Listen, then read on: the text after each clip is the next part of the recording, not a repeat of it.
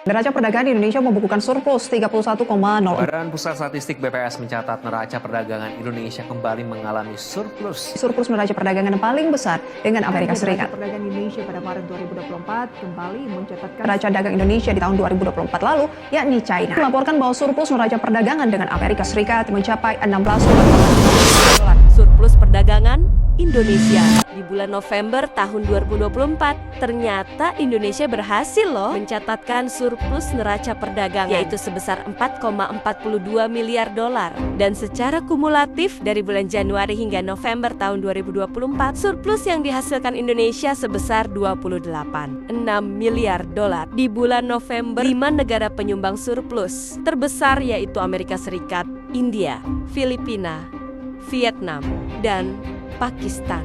Jika dilihat berdasarkan jenis komoditasnya, surplus neraca dagang Indonesia di tahun 2020 kembali ditopang oleh komoditas. BPS melaporkan komoditas non-migas mencatat surplus sebesar 51, sedangkan di saat yang sama komoditas migas masih mencatatkan defisit sebesar 24 miliar dolar Amerika. Plus, neraca perdagangan pada Maret tahun 2024 tercatat lebih besar dibandingkan dengan bulan sebelumnya yang sebesar 0,83 miliar AS dolar, sebesar 2,83 miliar OSE dolar dan bulan yang sama tahun lalu. 5 komoditas tersebut diantaranya bahan bakar mineral, besi, dan baja, serta kendaraan dan bagiannya. BPS menyatakan mineral menjadi komoditas yang paling banyak diekspor Indonesia sepanjang 2024 lalu. Adapun BPS menyebut Cina menjadi tujuan utama ekspor komoditas bahan bakar mineral dengan pangsa pasar mencapai 35,03%, disusul India 17,59%.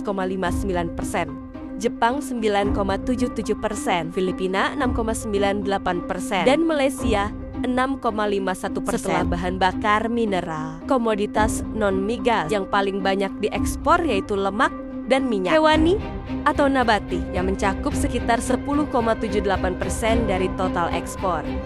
Dengan nilai ekspor mencapai 26,82 miliar US dollar. Kemudian komoditas lainnya yakni besi, di mana ekspor komoditas itu tercatat mencapai 8 miliar US dengan pangsa sebesar 10,37%. Sedangkan ekspor migas mencapai 15,88 miliar dolar Amerika Serikat. Ada penurunan sekitar 0,28 terkait ekspor non-migas. Sejumlah komoditas menjadi penyumbang utama seperti bahan bakar mineral, lemak dan minyak hewani, serta besi dan baja. Selain 3 komoditas ini, komoditas lainnya datang dari mesin dan perlengkapan elektrik dengan nilai ekspor mencapai 15,05 miliar dolar Amerika dengan pangsa sebesar 6,05% terhadap total ekspor migas. Komoditas ini paling banyak diekspor ke Amerika Serikat, Singapura, Jepang, Korea Selatan, dan juga Hong Kong. Komoditas lainnya yakni kendaraan dan bagian di mana nilai ekspornya mencapai 11,01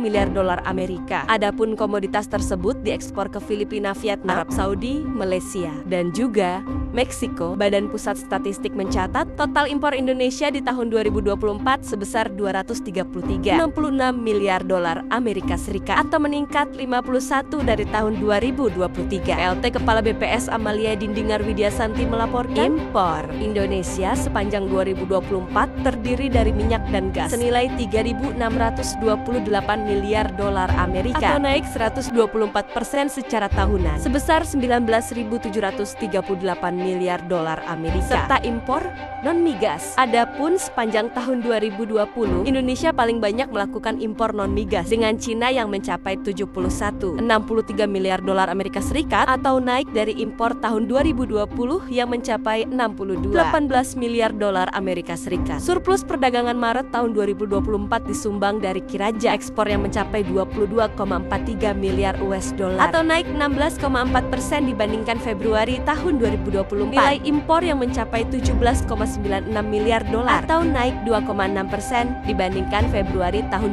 2024 yang tercatat sebesar 18,4 miliar dolar. Dampak positif pertama, akses ke pasar global dengan perdagangan bebas. Produk-produk Indonesia seperti kopi, pakaian, dan elektronik bisa masuk ke pasar internasional tanpa hambatan besar. Ini memberikan peluang besar bagi pelaku usaha untuk memperluas jangkauan pasar mereka. 2. Peningkatan investasi asing. Perdagangan bebas juga dapat mendorong investasi asing masuk ke Indonesia. Investor luar negeri akan tertarik untuk mendirikan pabrik atau bisnis di negara kita karena kebijakan perdagangan yang lebih terbuka, yang pada akhirnya akan menciptakan lapangan kerja baru dan meningkatkan perekonomian. 3. Transfer teknologi dan inovasi. Perusahaan asing yang masuk ke Indonesia seringkali membawa teknologi canggih yang bisa kita pelajari dan kembangkan di dalam negeri. Hal ini akan meningkatkan daya saing industri Indonesia di pasar global.